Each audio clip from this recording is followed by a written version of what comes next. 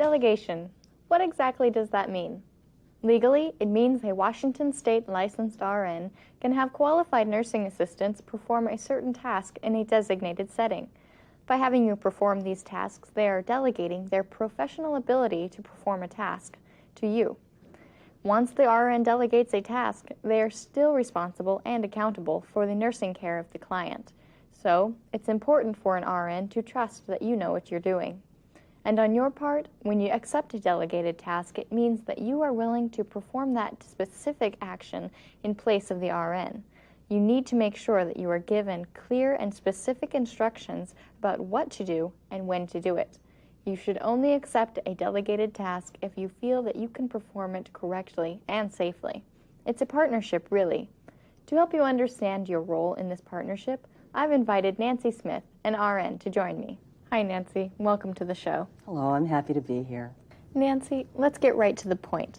As I understand it, there are 5 conditions of nursing delegation. Basically, who, what, where, and when. We would say why, but it's pretty obvious that this is about protecting ourselves and the client we work for. That's exactly right. All right, then. Why don't we start with who? Who can delegate nursing tasks to me? Only the licensed RN who's responsible for the client you're working with can delegate a task to you. So not my supervisor, not the LPN or physician or the client's brother? Not your supervisor unless that person is also your delegating RN. Nor should you accept a delegation from another RN who doesn't have responsibility for the client you're working with. What about who can accept a delegated task? Well, first of all, you must be a qualified nursing assistant. Which means? You must be either a registered or certified nursing assistant in Washington State. In addition, you need to have completed the education requirements for nurse delegation, taking this training and fundamentals of caregiving if you are or will be an NAR. Right. After you pass the final examination, you'll receive a certificate of completion. Don't worry about the test. After you watch these videos and read your workbook, you'll be ready. Oh, we've got a caller. Beckett from Tumwater, you're on the air. Hi. The other day I was asked to do something that I didn't really feel qualified to do. I did it anyway because someone had to, but it just didn't seem like something I should be doing. Nancy? Oh, was this a delegated task? Yeah, it is, but the thing is I just started 2 days ago. Generally, if you accept a nursing assistant position that includes delegation, you are stating your willingness to perform delegated tasks as part of your job responsibilities. Which also means that you have the skills necessary to perform the task. Beckett, did you accept the responsibility of performing this task? Yeah, I did. Well, another condition of accepting a delegated task is that you should never accept a delegated task until you believe that you can perform that task correctly and safely. You need to tell the RN your concerns, and you should go over it until you can do the task comfortably. In fact, it is your responsibility to not accept the task until you can do it safely. That's exactly right. Everyone involved in the delegation has certain responsibilities. The RN needs to determine that you have the skills necessary to perform the tasks correctly and without supervision. Beckett, you also need to notify your employer or the case manager about your concerns. Check your policies for the appropriate chain of command within your agency. Yeah, that's a great idea. Thanks a lot. Thank you. So if I'm asked to do something, I need to make sure the RN has seen me demonstrate that I can do it? That's right. For each delegation, the RN will give you specific written instructions on how to perform the task. The RN needs to train you on the job, showing you how to perform the task and ensuring that you can do it. The RN should only delegate a task to you when they're satisfied that you can correctly and safely perform that task. So if I haven't received training from the RN on that specific task, I shouldn't do it? Exactly, for your own protection and the safety of the client. That makes good sense to me. What about the kinds of tasks that are delegated? I'm willing to bet there are laws about that too. You're right, there is a law about delegated tasks and it can change, so refer to your workbook for the most up-to-date information. Some of the most commonly delegated tasks are administration of oral and topical medications and ointments, administration of nose, ear, and eye drops and ointments, administration of rectal and vaginal suppositories and enemas, dressing changes, urinary catheterization, blood glucose monitoring, and gastrostomy feedings. And the tasks I can't do? Nursing assistants are not allowed to do injections other than insulin, and you should not be asked to perform any sterile procedures or central line maintenance. You're not permitted to perform these tasks. Sounds like a good policy. We've got another caller. Karen from Spokane, you're on the air. Yes, thank you. I work with several clients who need their blood sugar checked on a daily basis. Can the RN train me on one client, and then can I do the task for others? Or does she have to provide me specific training for each client? Good questions. Thanks. Nancy? The answer to the first question is no. A delegation only applies to one client. Training and delegation must be specific for each client. But the delegating RN doesn't have to watch you demonstrate the procedure on each and every client. He or she may feel comfortable in your skills and can then delegate accordingly. So I need to feel comfortable doing a task and feel I've been trained properly to perform it on that particular person? That's right. And each delegation is specific to only one task and only on one client. So if I have been delegated blood glucose monitoring on one client, does that mean the RN can delegate dressing changes on that same client? Yes, but The RN must go through each of the steps of delegation for dressing changes. For that client? You've got it. All right, what about where? Where can a delegation happen? The law states where delegation can happen. Just like with what you can do, the law can change. So you should refer to your workbook for the latest information. How long does a delegation last? The delegation of the task lasts as long as the client needs that particular task to be done. So basically, the RN will periodically review the delegation to make sure things are happening according to plan.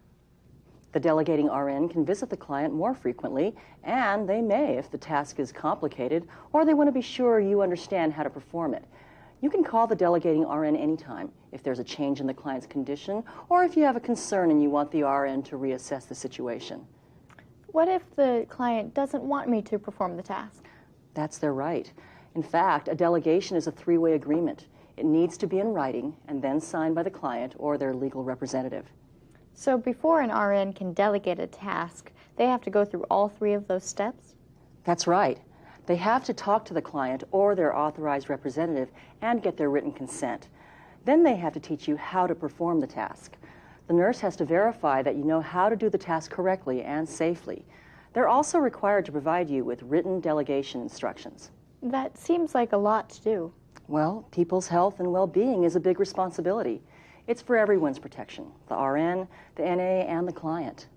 We've got another caller. Teresa from Longview. What's your question?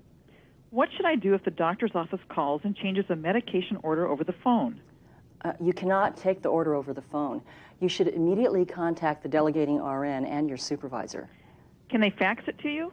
A faxed order signed by the healthcare professional can be used for immediate verification, but you should still contact the delegating RN before making any changes. Okay, thanks. Thanks for your call. Communication plays a very big role in making this whole process work effectively. Communication is key. Everyone involved has specific roles and responsibilities. first of all, the client is informed of the care options. If the client agrees to have the task delegated, then the client or representative must give written consent. What about roles and responsibilities of the RN? The RN has 5 main areas of responsibility in delegation: assessing the client and evaluating the appropriateness of delegation, obtaining written informed consent from the client or authorized representative, delegating the task, supervising the delegation, and canceling the delegation. Once a delegation task is in place, the RN has the continued responsibility of supervising and rescinding or canceling the delegation.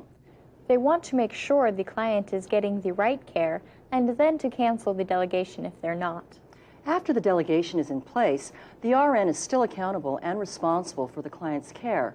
The nursing assistant is accountable for following the delegation instructions. It's important that the NA performs the delegated task according to the specific instructions of the RN. In addition, the NA needs to continually observe the client for potential side effects of the medications, any negative reactions to the procedures, and complications from diseases. If you notice any changes, you need to report them immediately to the delegating RN. Another caller. Mabel from Longview. Go ahead. What if I've been doing a delegated task, but then decide I can no longer do it? What are the circumstances? Do you feel like it's a safety issue, or are you just sick of doing it? Well, what if I have, like a broken finger and I can't get a good handle on something, so that it might be unsafe for the client if I tried to do it? Well, there may be circumstances which arise in which you are unable to perform a task safely. You can refuse if that's the case. Okay, I'll keep that in mind. Thanks. Thanks for calling. Basically, it's a good idea to do whatever you can to see that the task is done. But if you can't, then contact your supervisor or the case manager and the delegating RN immediately if the client's safety is in jeopardy. Let's go over that again. If you are refusing to accept a delegated task because you feel the client's safety is in jeopardy or you didn't receive adequate training, the law provides you with protection from disciplinary action. It's also okay to refuse a delegated task if a client is not cooperative or if they appear to be having adverse reactions. If this is the case, you need to call the delegating RN immediately to let them know what's happening with the client. Be sure to know your in-house communication policy for reporting these incidents. A missed medication can be life-threatening in some cases. We've got another caller. David from Blaine, go ahead. What if I go to perform a task and the necessary supplies aren't available? You know, like gloves or dressings? Well, Dave, did you check under the kitchen sink? No, actually, I didn't do that. I'm just kidding, Dave. Thanks for your call. Well, while lack of proper supplies is a perfectly valid reason not to perform a task, you really should make every attempt to get the job done. If you can't do it, report to the proper person. Let's go over some other roles and responsibilities. The case manager identifies the need for nurse delegation on the service plan, makes a referral to a contracted nurse delegation provider, authorizes the payment to the delegating nurse, and assists the client to find a qualified nurse delegation provider. The home care agency supervisor schedules the qualified caregiver to meet the client's needs, supervises the personal care duties, and ensures there is a backup worker to provide client care.